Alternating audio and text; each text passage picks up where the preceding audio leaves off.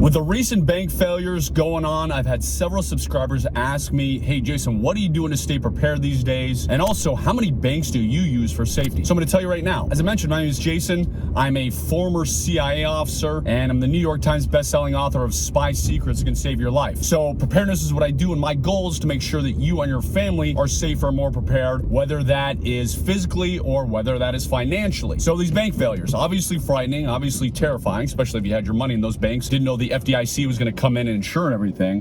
So for overall preparedness, what I'm doing these days is just trying to become more self-reliant. So I've been looking at a mini farm that I wanted for a long time, about a 20-acre mini farm, and I wanted this to be able to have much more large of a garden, fruit trees, animals, and again, just all types of things to be more self-reliant. When it comes to animals, my wife loves chickens. We have chickens. I hate chickens, just not my thing. They poop all over the yard. My kids would eat it when they're a little disgusting, I know, and they're just a mess. So my wife takes care of the chickens, not me. So I've decided to become a rabbit farmer. I don't know anything about farming. I don't know anything about rabbit farming. I was born and raised just a few miles outside of Washington, D.C., which is one of the reasons I ended up joining the CIA, as I knew it was there. It was kind of in my backyard, quote unquote. So there are not a lot of farms in the Washington, D.C. area. So again, I don't know anything about farming, but I'm gonna do my research, and I want an animal that is low maintenance, because I like things that are low maintenance, and rabbits seem to be it. So I'll let you know how my rabbit farming journeys go when the time comes. So buying a little farm, that is step one of one of the things I'm doing to be more prepared. Also, I am increasing my food storage, something you should always be doing. So I'm like the hare and the tortoise and the hare.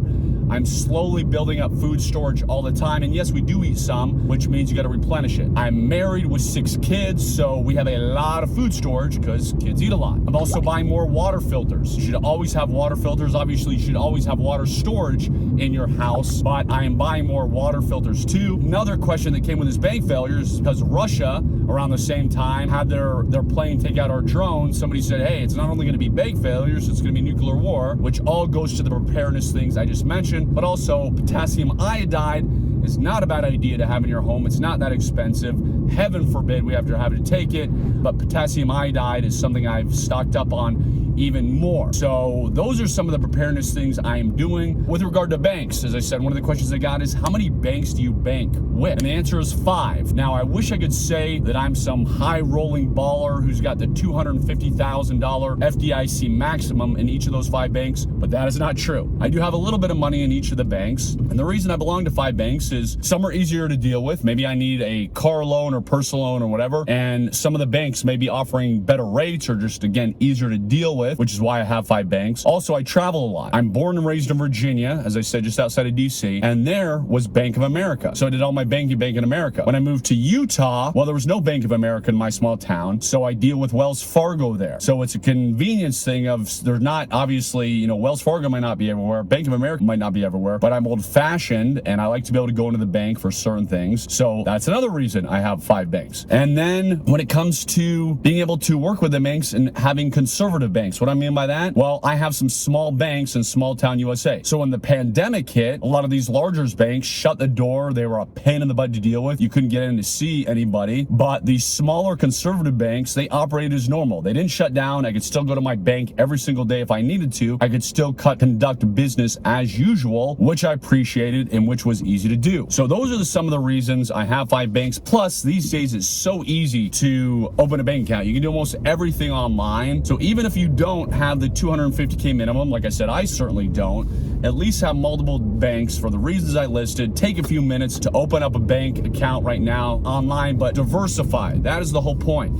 You want to diversify all of your preparedness. Just like you don't want all your survival food in your home in case your home were to burn down. Unfortunately, happened to a friend of mine. You don't all want all your money in one bank. You don't only want to deal with one bank. So diversify, diversify, diversify. Or another way to say it, as we would say in the spy biz, is compartmentalize. So compartmentalize means you don't have everything, meaning everybody doesn't know everything. So top secret, TSSCI, secure compartmentalized information means if one person becomes a bad actor, they can't bring down the entire chain. They can't domino everything. So back in the day with the CIA, you could pretty much walk into anybody's office you wanted to, no big deal. But Aldrich Ames, the terrible traitor to the CIA, he was one of the guys who did this. Now with the agency, if you're in somebody else's office, you better have a darn good reason. People pick up on that because you're not supposed to go in places that aren't yours. It's compartmentalized. So again, if somebody betrays the US, they can't collapse and bring down the entire system. Well, same thing with all your preparedness. Compartmentalize everything where you're prepared, whether it's a bank collapse, whether it's your food storage, water storage, and all that. As I said earlier, my name is Jason Hanson. I'm a former CIA officer. If you want to know more information about being prepared,